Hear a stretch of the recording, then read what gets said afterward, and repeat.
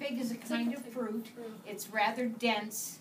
It's kind of like the size of a prune, maybe, but it's much more intense flavor, sweet. And this is the main character. Okay?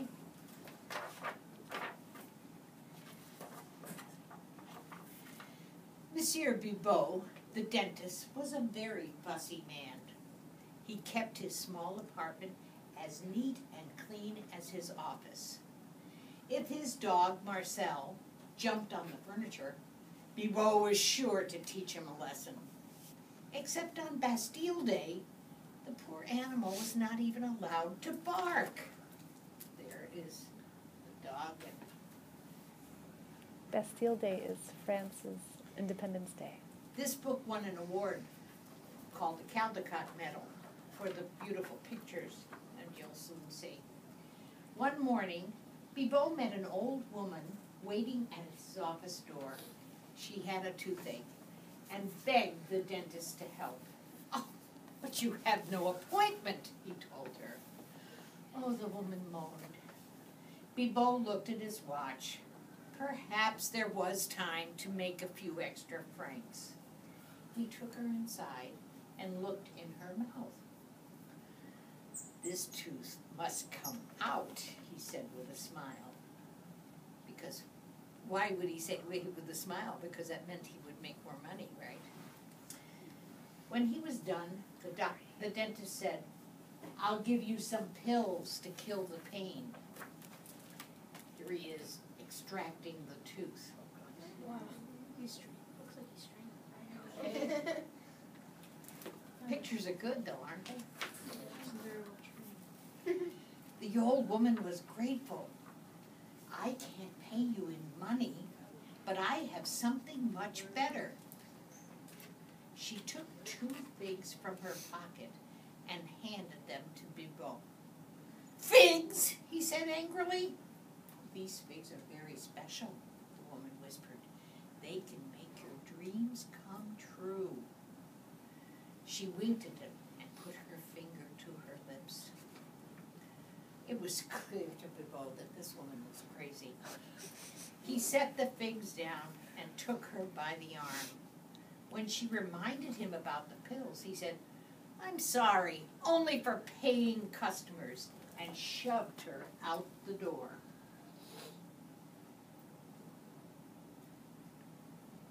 Compassionate, wasn't he? Super. That evening, Bibot took his little dog to the park. Poor Marcel loved to sniff the tree trunks and bushes, but whenever he stopped, Bibot would pull sharply on his leash. Just before going to bed, the dentist had a small snack. He sat at his dining room table and ate one of the figs the old woman had given him. It was delicious. Possibly the finest, sweetest fig he had ever had. I like how he's using a fork and a knife.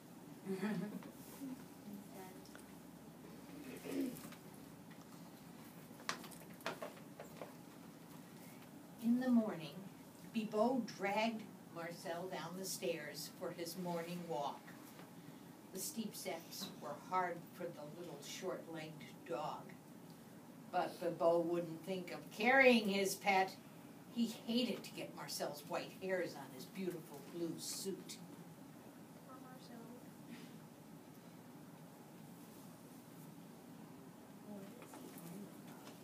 Oh, good dog. As he walked along the sidewalk, Bibot could not help but notice people looking at him. "They're admiring my suit," he thought. But when Bibot saw his reflection in the window of a cafe, he stopped in horror. He was dressed only in his underwear.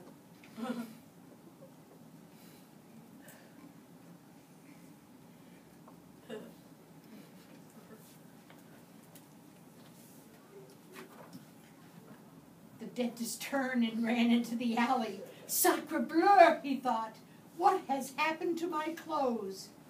then he remembered the dream he'd had last night. In his dream, he stood in front of that very cafe, dressed in his underwear. Something else had happened in his dream, and Bibot struggled to remember it. Marcel, looking out from the shadow of the alley, began to bark. The dentist looked up and saw the rest of his dream coming true.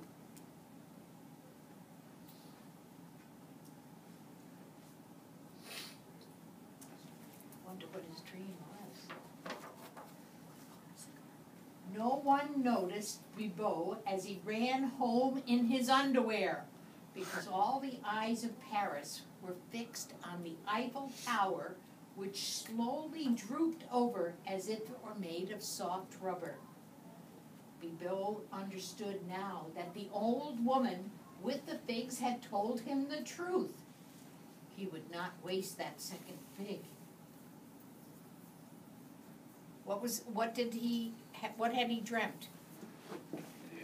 He dreamt that the Eiffel Tower had bent over. Now we all know the Eiffel Tower is made out of steel, so now he knows the fig was.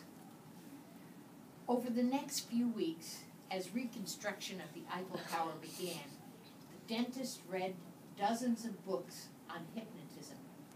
Each night before he went to sleep, he gazed into a mirror and whispered over and over, "Bibot is the richest man on earth.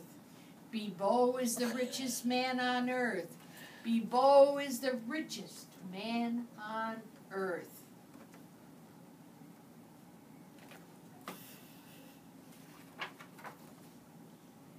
Soon, in his dream, that's exactly what he was. As he slept, the dentist saw himself steering his speedboat, flying his airplane, and living on luxury on the Riviera. Night after night, it was the same dream.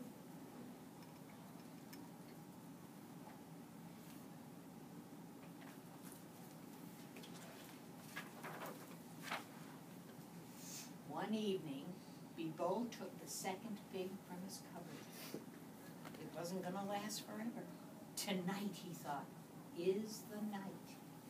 He put that ripe fruit on a dish and set it on the table. Tomorrow, he would wake up the richest man in the world. He looked down at Marcel and smiled. The little dog was not going to be coming along because in his dreams, Bibot had a Great Dane.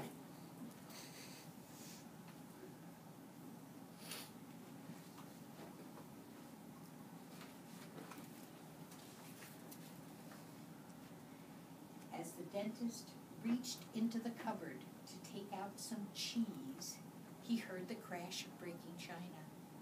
He turned to see Marcel standing on a chair with his front paws on the table, chewing the last of the fig.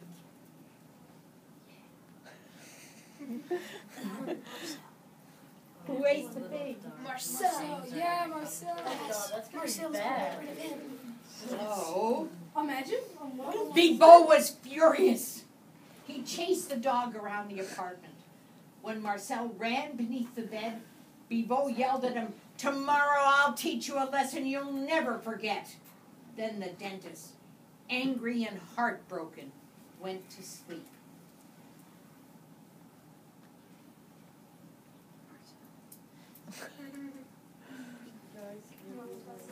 Marcel's probably gonna dream that Yeah, imagine what a dog. When he woke up in the morning, Bibot was confused.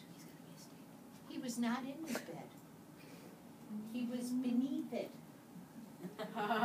Suddenly, a face appeared in front of him. His own face. "Time for your walk," it said. "Come on, Marcel." A hand reached out and grabbed him. Bibot tried to yell, but all he could do was bark. Marcel's now the What happened? Is Marcel got Because whose dream came true? Marcel's. Marcel the dog's dream came true, so he traded places.